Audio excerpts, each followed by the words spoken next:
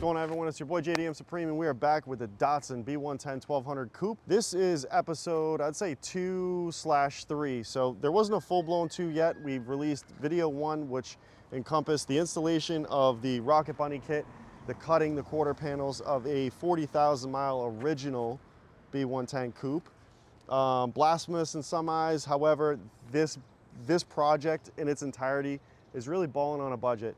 For us to spend the extra 5 or 10 grand on an extremely clean example would save us roughly tens of thousands of dollars, if not more, chasing the dreams of rust repair and then a full repaint of the body. The interior on this vehicle was already done, and the engine bay is actually spotless. So it's very hard to find an example that's really ready to rock like that. The wheels and tires, just to run it back a little further through episode 1, were a wheel and tire, actually a wheel that I had kicking around here for a 76 Celica GT. It's a 4x113, 10-inch wide wheel, and we've got a 10-inch on the front and the rear. And these tires are non-existent in the US for the most part. These are a Chinese tire. They were $45 a piece.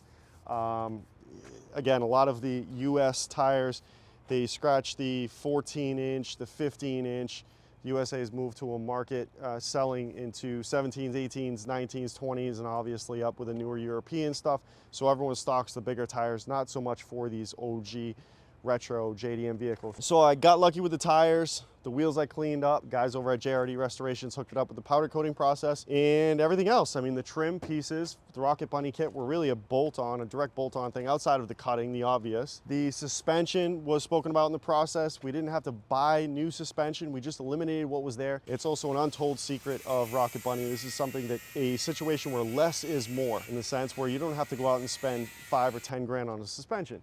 Dog's out here visiting once again. Neither here nor there. Rocking to the back of the vehicle, we've got some lower vortex generators, diffuser extensions, if you will. These are super generic to a lot of the mid-90s JDM vehicles. These fit a Mark IV Supra. These fit in FDRX7. These came off an AE86 Corolla. So these spare set that I had, I just spray bombed them and threw them on. I removed the bumpers front and rear to give it that removal race trim, that lightweight look, and I just threw 2. These are just for show. They're not connected yet, but just remote battery jumper terminals in the rear body. Considering the cost of the vehicle, I want to say we're probably close to $26,000 to $25,000 all into this car, which is not bad considering the look, the wheels and tires. I associate probably $1,500 to $2 grand worth of wheels and factor of that, and then another $90 to $180 in tires themselves. So we're going to take it one step further and actually paint these flares. So we're going to take it more from a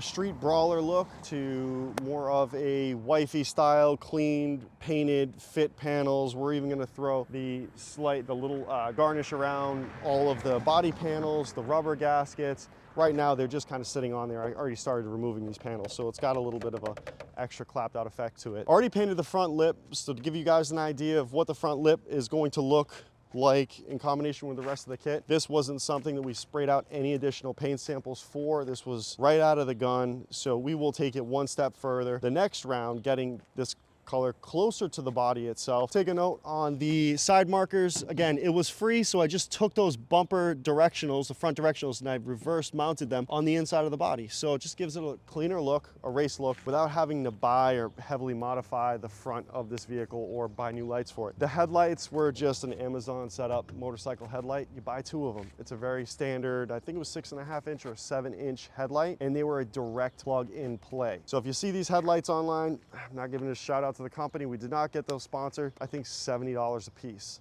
Just buy 2. It'll fit 240Zs, your 110 coupes, probably the 510s as well. Mirrors we painted, give it the race look. Probably should have left them chrome. The next total Type 2, Type 3 on this is going to be maybe a removal of this, bringing back the chrome look, putting the chrome bumpers back on, painting the flares, putting the gaskets around all of the Rocket Bunny flares and fender liners here, cleaning up the inside of all of these wheel wells again because it is extremely nasty and raw. That was just, we sized it, we chopped it, we wanted to make sure that we had proper wheel clearance. And with this kit, a 15-inch is about as far as you can go with this. Anything larger diameter, and you have to cut and modify the inner footwell boxes. So I'm already at that stage right now where I'm maximum tire and wheel. When I go to cut this wheel on the inside, it'll actually start to bind up on the steering wheel if I'm at a full lock. A little unsafe, so I'll probably slightly grind or massage the inside of the wheel wells.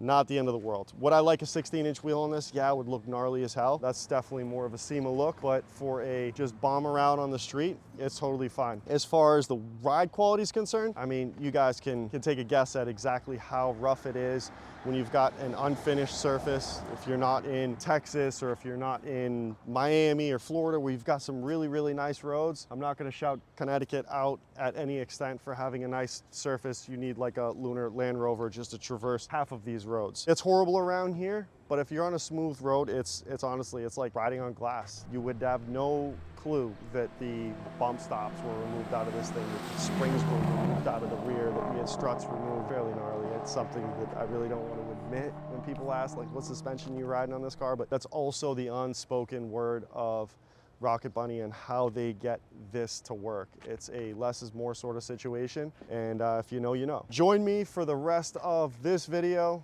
wrapping up the fit and finish aspect. We ran it raw, we ran it hard, it looked good, we got it to work, we balled on a budget. Now we're gonna take it one step forward, we're gonna clean up and make the best of what we have to work with, and then possibly speak about an engine swap of some sort, because this thing just doesn't have enough guts. Because I'm a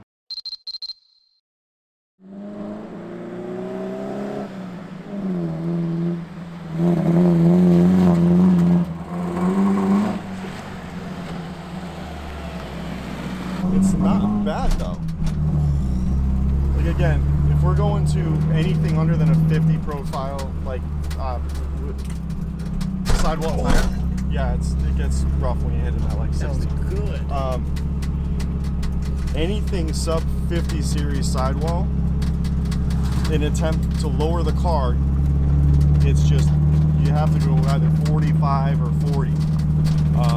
And so not the standard or average tire manufacturers make that 45 series in a 195, especially in a 15-inch wheel. So after like doing crazy amounts of research on this, I noticed that obviously Rocket Bunny doesn't post that stuff, and really no one gives that information out. But jumping into like these off-shot, no-name tire brands that aren't offered on Tire Rack or Discount Tire or any of those like concrete mortar locations, at least here in the US, that you could walk into, they're like $45 a tire online, are actually the companies that they go to for these weird off-size series tires.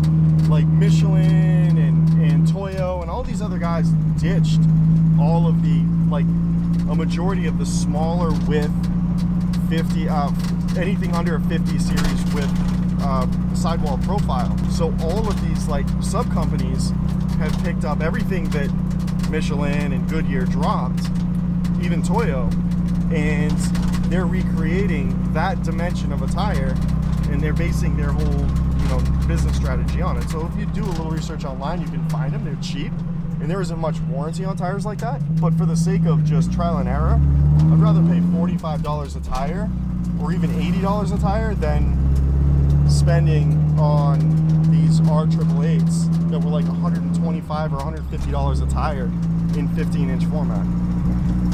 And then ultimately you have to go with the cheaper tire if you want to recreate that look that at least Rocket Bunny Pandem posts on their website. So overall though, this thing is, I've got the tire pressure set at like 20 pounds. And these are 15-inch, they're 9.5 wides. I'll have to measure the exact offset on these, because I went through various sets of them just to try to like get something close to work. But anyone that's going to attempt to trial and error on this process with that wheel would spend thousands, if not tens of thousands of dollars on wheels, sending them back, and they're not going to take, Watson Op's not going to allow a refund on their wheels. Like each set you're going to be spending like $3,000 a set. So just to guess that combination, you're probably at like 6 grand worth. Damn, it's loud. Probably looking at 6 grand worth of wheels at minimum. I'm playing as if I'm the outsider looking in. I'm just the guy that happened to pick up a kit, and here I am trying my best to utilize this kit without spending tens of thousands of dollars on wheels, tires, or suspension. I could probably have called Pandem and they would have given me the dimensions, but they're also going to ask, where'd you get the kit from, and then more information on it. I already committed one crime, and I like cut the ears back on that front lip. I still have the ears, and I'm gonna glue them back on, but like I'm really trying here, like as far as we can go without spending a ton on suspension to make everything work.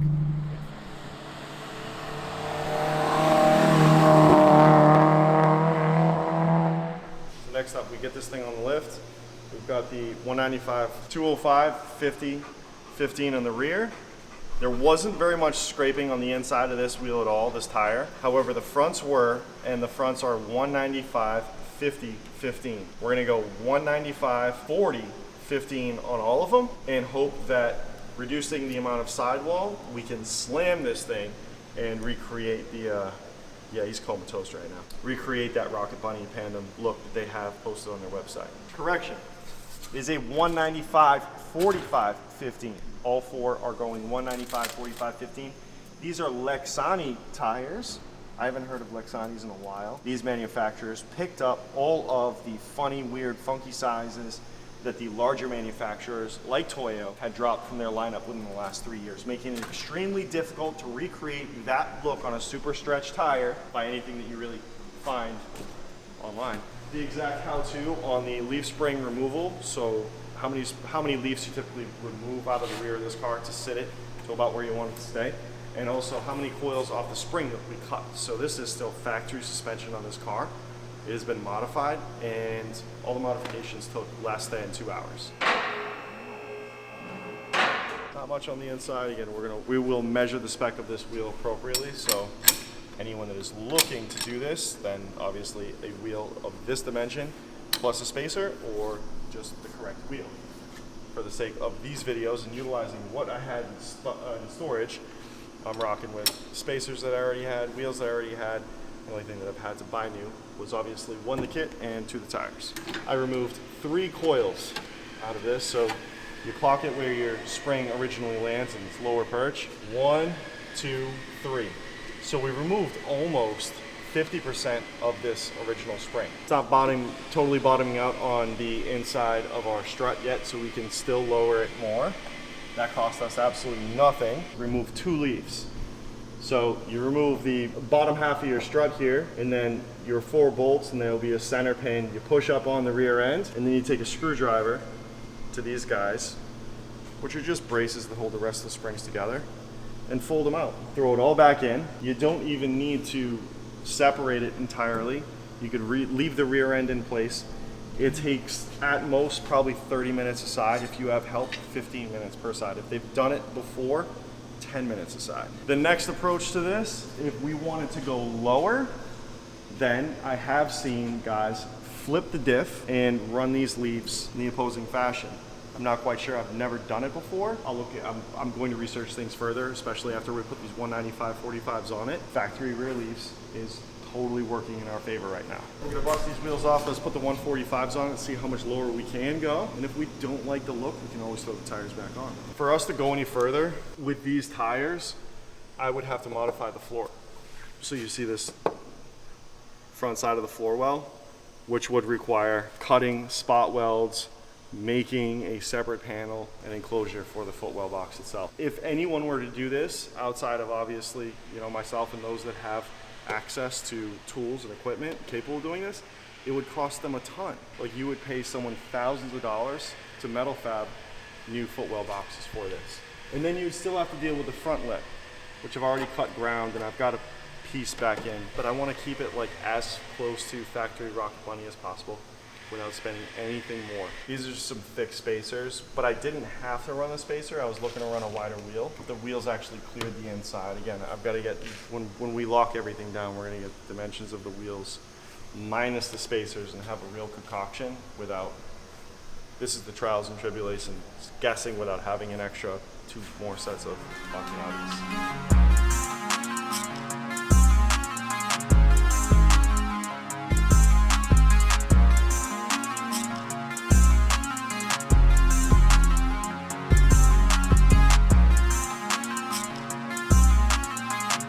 so stretched. For anyone that doesn't know what they're looking at, like this shot from the rear is mean. They look wider somehow than the R888s that we're running here. They're obviously not, because the tread pattern is much, it's much skinnier. But for someone that doesn't know what they're looking at, it looks like more race car-ish. That's so stupid that I said that, right? Like, how does this make sense? But that's the look that they try to achieve. It's that poking lip, super stretched slant.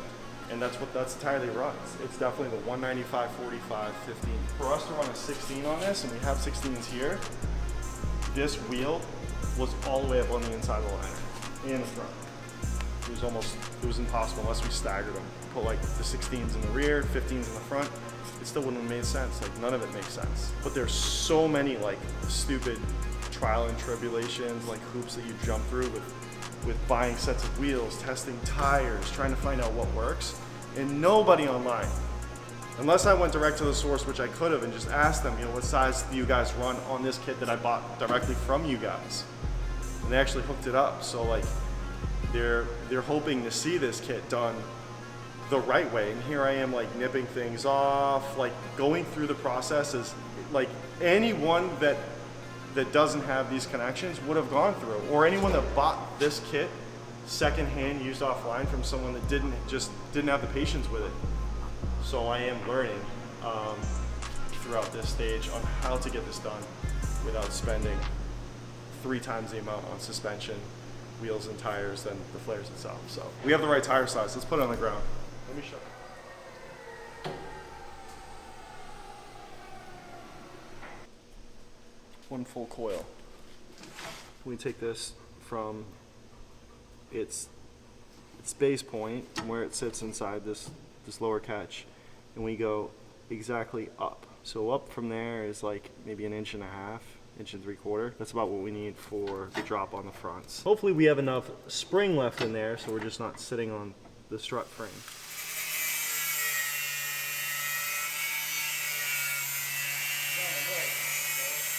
There's gonna be no spring left.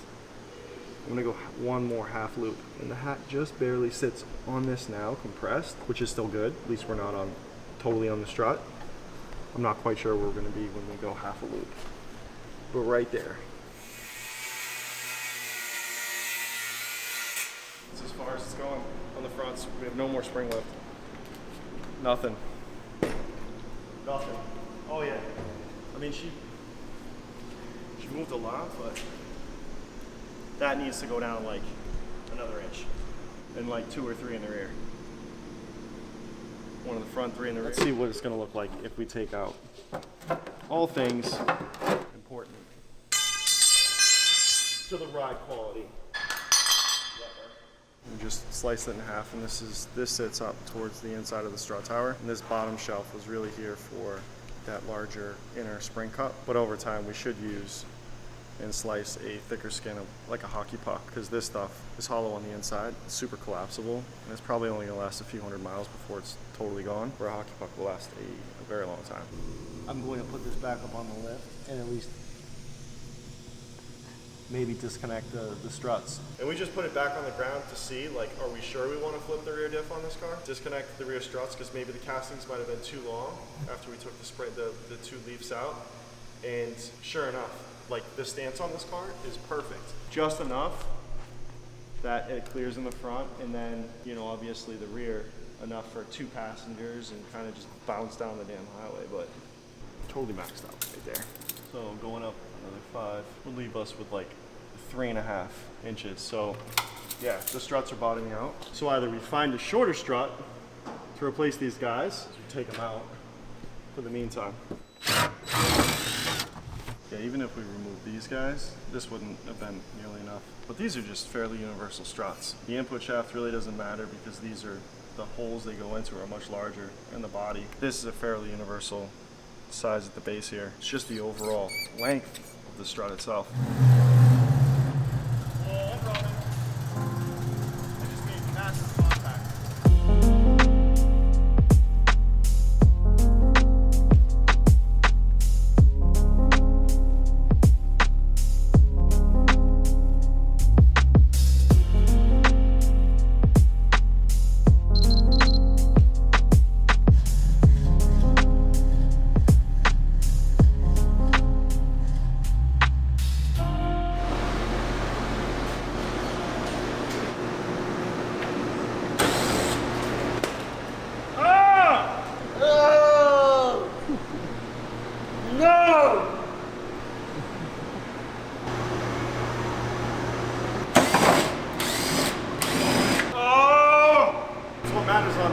anyway, right?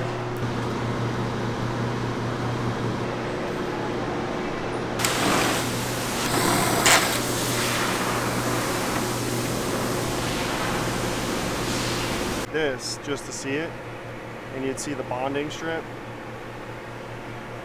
and then this wing obviously has those same bonding strips, so if we go to paint this white, it's going to look crazy.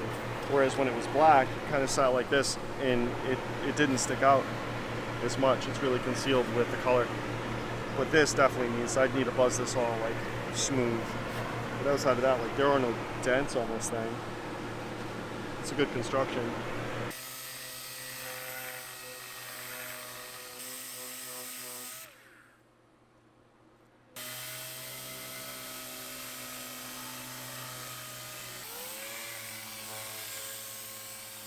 You say it's gonna look baller. I say it's gonna look too fancy. It's like a fine line we have to walk with this car. It's either done too much and you pull up and people like, you know, I'm totally lost in the sauce and I got all this plate, these chrome, these big wheels. The car's like a throwback to a time where they didn't rock like massive big wheels. I also love the outlook on this, like the outlaw look on this car. So I'm worried that I'm gonna be painting these back to black.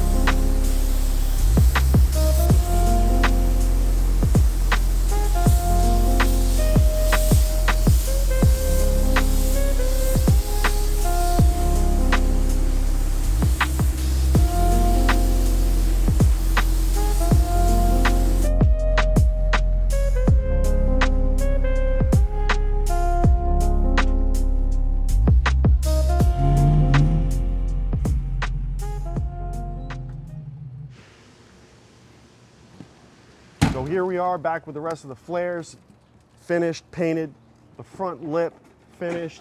We've got the rear spoiler. The only thing that I left were those two little canards, those vortex generators in the back of the vehicle. And in the process, we had a slew of paint samples to make sure that we were able to pull this off without blending. So this one being the most correct. On an unpolished prep surface, obviously, we've got the shade of day going on here, but this was close. There'll be a small bushing or gasket in between the fender flares, so you won't see a direct relationship in between the two panels. You'll have that small divider, but ultimately it'll work really well. So I'm excited to get these flares on. This is the midpoint of, I want to say, chapter 2 all the way to chapter 3. We're kind of consolidating a few episodes in this Datsun build. And also take note that we kind of threw this thing together last minute. It is balling on a budget. The Datsun B110 coupe, panel fitment on the Rocket Bunny kit. Shout out to shopjdm.com for hooking it up. Bye-bye. Kazama.